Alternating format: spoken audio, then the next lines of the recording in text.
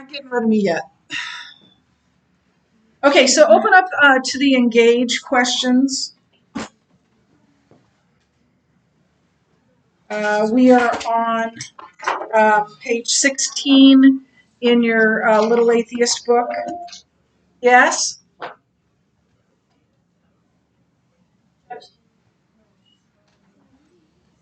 Okay, thank you. Yeah, okay.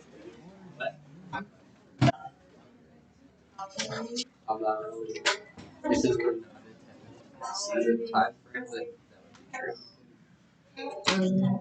Okay, so engage question 1. How would you respond to this statement? All religions are true. Yes. I would say most religions contradict each other, so it's an apostasy. All religions contradict others, right? That no religion believes the exact same thing. Jesus either is the Christ or he is not, and there's no other way. Judaism would say, "Hey, no, he lived, but he wasn't the Christ." Muslims say he was a prophet, but not the full and final prophet because that was Muhammad. And Christians say that Jesus is the Christ, the Son of God. Although the competing truth claims cannot both be true at the same time in the same sense. And all religions make truth claims. So they can't all be true. And people say this, well, that may be true for you, but it's not true for me. No. If it's true, truth is true for all people at all times and all places. If it isn't that, it's not truth. So you can't have these competing claims be all true. They can all be wrong, but they can't all be true. I'm not telling you that because I'm your Bible teacher and I believe that. I do believe. I'm telling you that because logic tells us that, not the Bible. The law of non-contradiction is the first law of logic. So we're not using the Bible to prove that Jesus is right here or that who Jesus is. We're using logic to say that there can not be multiple ways to God because they're making contradictory truth claims. Does that make sense? Everybody got that? Because when we get into this logic stuff, it can get kind of dicey. It can be hard to figure out. So all religious is what I wrote. All religions cannot be true because they make contrary claims. Jesus cannot be both risen and not risen, right? He's one or the other. So what shouldn't the elephant? Why shouldn't the elephant parable make any sense to the pluralist? Remember when the blind men and yeah. I mean, if to their beliefs, all of them are right, but there's only one correct answer. That is an elephant. Right, yeah. Again, it assumes that the writer has the real, true, objective position from which to judge the truth. The blind men only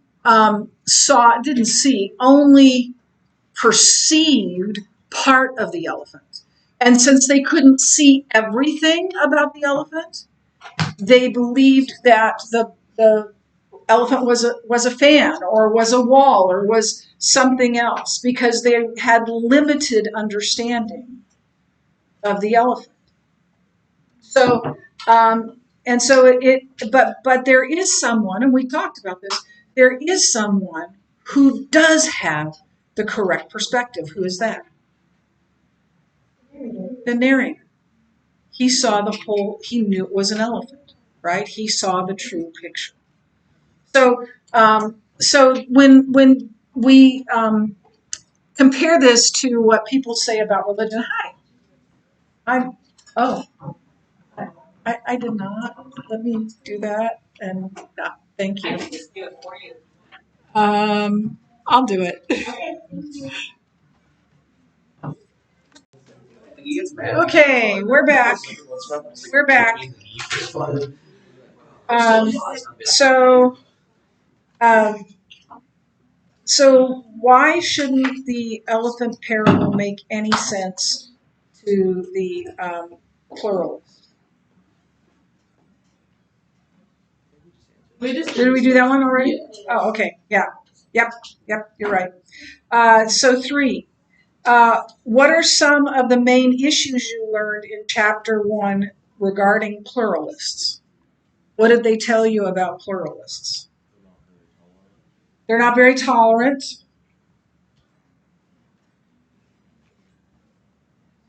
They both hate and make absolute truth claims.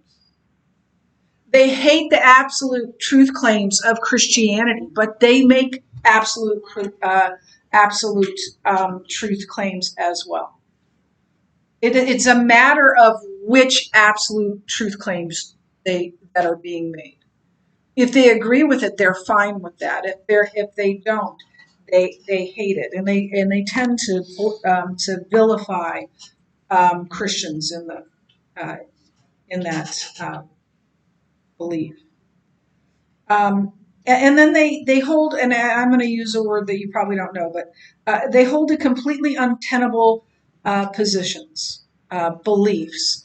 Untenable means it isn't correct. You can't support it. And so they decide to,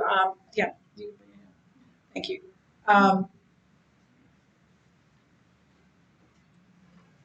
They decide their beliefs based on what they want to be true.